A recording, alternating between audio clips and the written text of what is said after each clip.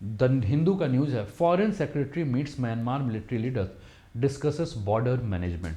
absence of a statement on restoration of democracy and release of prisoner could indicate softening of Indian position on military junta corps। ठीक है ना, military junta corps, ठीक है ना, इसके ऊपर जो हम लोग बात करेंगे, इसको जो हम, ठीक है,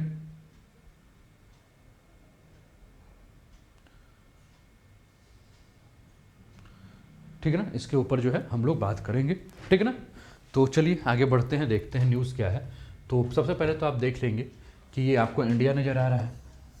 ये आपको म्यांमार नज़र आ रहा है, ये आपको चाइना नज़र आ रहा है, और ये जो है वो ये जो क्षेत्र नज़र आ रहा है ये आपका ट्राई जंक्शन है।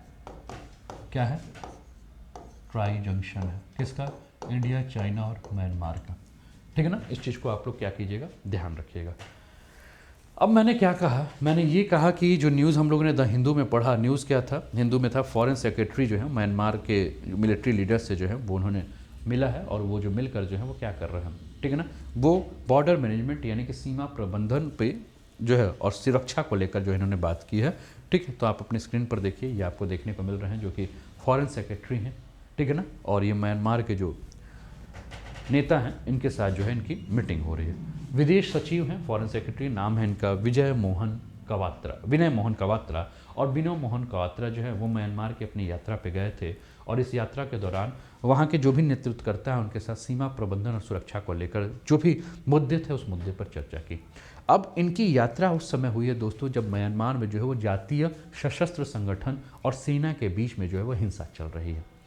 जिसका कारण जो है वो भारत को ये चिंता है कि भारत के जो सीमावर्ती क्षेत्र हैं, क्योंकि अगर आप भारत की सीमा को अगर बड़े ध्यान से देखोगे दोस्तों तो आप देख रहे हैं मिज़ोरम, मणिपुर, नागालैंड, अरुणाचल प्रदेश, टोटल अगर हम देखें तो भारत म्यांमार की जो टोटल सीमा है वो 1600 मतलब 1643 किलोमीटर की सीमा है, जिसमें मिज़ोरम 510, म्यांमार 398, नागालैंड 215, अरुणाचल प्रदेश 520। तो बहुत बड़ी सीमा है, और ये ऐसी सीमा है जो कि प्लेन एरिया नहीं है, सब पहाड़ी क्षेत्र है, ठीक है ना। तो इतनी बड़ी सीमा है। अब इस सीमा पे अगर मान लो कि म्यांमार में जो जातीय संघर्ष हो रहा है और जुंटा जाति जो है वो सेना के साथ लड़ रही है, तो भारत को सबसे ज़्यादा दिक्कत ये है कि कहीं ऐसा तो नहीं कि इस जातीय संघर्ष का कहीं प्रभाव जो है वो भारत के जो सीमावर्ती राज्य हैं उनके ऊपर पड़ जाए। जैसे कि इसके पहले हमने देखा था कि जो म्यांमार के बौद्ध भिक्षुक थे और रोहिंग्या के साथ जब आपसी जब लड़ाई हो रहा था, ठीक है ना। सर क्वेश्चन नहीं भैया, क्वेश्चन देते हैं तो तुम लोग को बुरा लगता है, तुम लोग कहते हो सर अपना दिमाग लगा दिए। तो नॉर्मली ऐसे ही क्लास लो, है ना, ठीक है। अब देखो क्वेश्चन देंगे तो उसमें लगता है कि सर क्वेश्चन दे रहे हैं, टॉपिक बोरिंग हो जा रहा है, ऐसे वाला टॉपिक, ठीक है, तो ऐसे वाला टॉपिक कीजिए। अब इसमें क्वेश्चन हम देंगे तो फिर तुम लोग बोर हो जाओगे, ठीक है, तो करो फिर डिटेल में ही पढ़ो, ठीक है ना। और क्वेश्चन वाला जो है वो 100 क्वेश्चन का जो MCQ है उसको सॉल्व करो, है ना, क्योंकि हम जब क्वेश्चन का लेवल करते हैं जो UPSC का लेवल है या स्टेट PSC का लेवल है, तो आप लोग को बुरा लगने लगता है। क्यों? क्योंकि आप अपने दिमाग में आप लोग प्रेशर ही डालना चाहते हैं, आप लोग चाहते हो कि ईजी कुछ मिल जाए। तो कैसे होगा? हर चीज़ आपके हिसाब से नहीं होगा ना, आयोग आपके हिसाब से नहीं ना चलेगा। आयोग तो ये नहीं देखेगा ना कि फलाना पर्सन को क्या अच्छा लग रहा है, फलाना पर्सन को किस में सर दर्द हो रहा है, फलाना पर्सन को किस में बोरिंग लग रहा है, या फलाना पर्सन जो है वो क्या पसंद कर रहा है। आयोग तो वही करेगा जो उसका सिलेबस है। तो क्वेश्चन जो मैं 10 क्वेश्चन का सेट लाया था वो वैसा क्वेश्चन था जिसमें आप बहुत बेहतर कर सकते थे, लेकिन स्टूडेंट्स को इंटरेस्ट नहीं आ रहा, तो हमने कहा ठीक है भैया आ जाते हैं कहानी वाली क्लास में, तो आ जाइए डिटेल्ड एनालिसिस करते हैं, ठीक है ना। तो कुल मिलाकर हमने क्या बात किया, कुल मिलाकर हमने ये कहा कि इससे जो भी सीमावर्ती क्षेत्र है उस पर क्या हो जाए, असर पड़ रहा है। अब विदेश मंत्रालय के जो प्रवक्ता है ना, जिनका नाम है अरिंदम बागची, इन्होंने कहा कि देखिए जो विदेश सचिव हैं वो 20 और 21 नवंबर को जो है वो म्यांमार की यात्रा पर गए थे, और वहाँ जब उन्होंने गए थे वहाँ तो म्यांमार के साथ जो है सीमा प्रबंधन, सुरक्षा और मौजूदा जो भी द्विपक्षीय सहयोग परियोजना चल रही हैं उस पर बात की, और कहा कि देखिए म्यांमार में जिस प्रकार से सेना के द्वारा सत्ता को जो हस्तांतरित कर दिया गया है या सत्ता को जो इस प्रकार से लेकर परिवर्तित किया गया है, इससे ऐसा किया जाए कि लोकतांत्रिक तरीके से जो है उसको लेकर चला जाए जिससे किसी की समस्या जो है वो ना हो।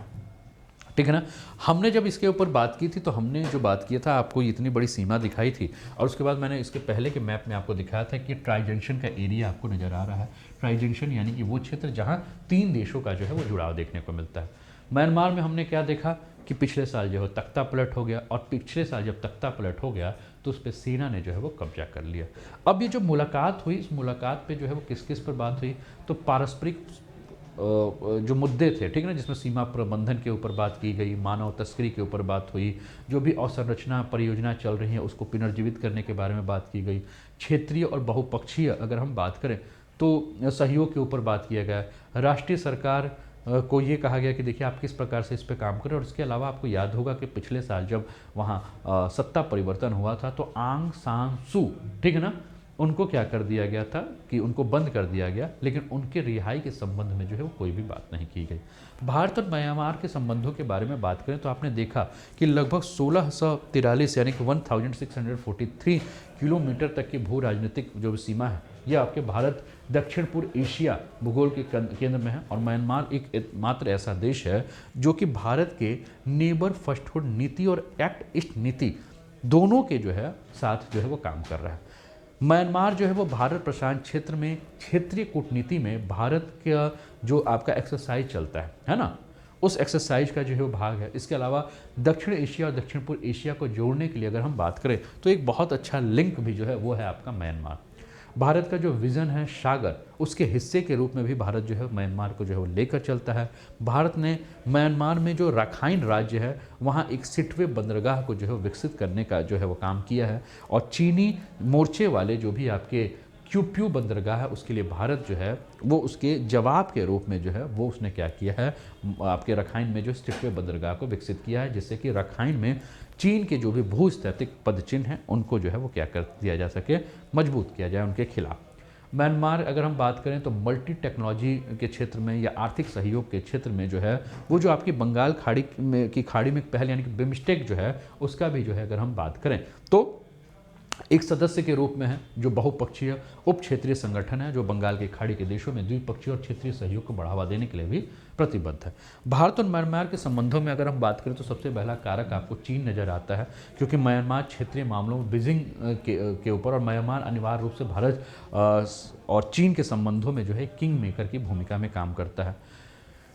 अगर हम भारत और म्यांमार के व्यापार के बारे में अगर हम बात करें तो द्विपक्षीय व्यापार जो है वो पिछले साल हम देखें तो वो घाटे में चल रहा है। म्यांमार के साथ जो भारत का आर्थिक जुड़ाव जो है उसके पीछे जो मुख्य कारण है वो चीन है। म्यांमार 2024 तक जो है वो कोशिश कर रहा है कि भारत की जो $5 ट्रिलियन की जो अर्थव्यवस्था बनने की मांग है उसमें एक बहुत बड़ा जो है वो एक तरह से कहें तो एक उम्मीद की किरण के रूप में जो है वो काम कर सकता है। इसके अलावा जो रोहिंग्या के संकट की समस्या है, क्योंकि रोहिंग्या जो है वो म्यांमार से जो है वो भारत आए हैं, तो रोहिंग्या मुद्दे में अगर हम बात करें, ठीक है ना, तो इससे भी जो है वो पूरा उत्तर की जो सुरक्षा के लिहाज से भी अगर हम देखें तो म्यांमार जो है बहुत ज़्यादा इम्पॉर्टेंट हमें देखने को मिलता है। ठीक है, इसके अलावा अगर हम बात करें तो इंफ्रास्ट्रक्चर और कनेक्टिविटी के मामले में भी अगर हम बात करें तो भारत और म्यांमार मिलकर जो है वो इंफ्रास्ट्रक्चर के क्षेत्र में जो है वो काम कर रहे हैं, और कुल मिलाकर बात करें तो पूर्व का जो प्रवेश द्वार है वो भारत का वो म्यांमार की तरफ से ही आता है। ठीक है ना, तो ये कुल मिलाकर जो है वो काफ़ी हम देखें बहुत ज़्यादा इंपॉर्टेंट। इसके अलावा अगर हम बात करें तो भारत, म्यांमार और थाईलैंड, इन तीनों के बीच में एक त्रिपक्षीय जो है वो राजमार्ग बनाने की बात हो रही है। इसके अलावा Kaladan multi modal transport project जैसी सुविधाओं को भी जो है वो बनाने की बात जो है वो हो रही है, जिसमें कालादान परियोजना का उद्देश्य है कि कलकत्ता से लेकर म्यांमार का जो सितवे है उसको जो है वो जोड़ा जाए कालादान नदी के माध्यम से। तो वो भारत को जो है वो क्या करेगा, जैसे कि यहाँ तो नहीं, ठीक है ना, इस मैप में अगर आप देखोगे, ठीक है ना, यहाँ से अगर आप देखोगे, बांग्लादेश हो गया ना, यहाँ से जो आप देखोगे तो ये म्यांमार में इस जगह पे जो है इसको जोड़ने की जो है वो परियोजना है जिस पर काम चल रहा है। ठीक है, तो ये सारी जो चीज़ें हैं, ठीक है, तो इसके ऊपर अगर हम बात करें तो ये सारा जो है वो टॉपिक है। ठीक है, तो कैसा लगा टॉपिक ज़रूर बताइए, अपना कमेंट जो है ज़रूर कीजिए। तक्षशिला का ऐप डाउनलोड कर लीजिए, काफ़ी सारे वहाँ कोर्सेस हैं, ठीक है, उसको आप ले सकते हो। क्लासेस पसंद आई हो तो लाइक कर दीजिए, अपने मित्रों के साथ जो है शेयर कर दीजिए। चैनल पर पहली बार है तो उस चैनल को सब्सक्राइब करके बेल आइकन जो है वो दबा दीजिए।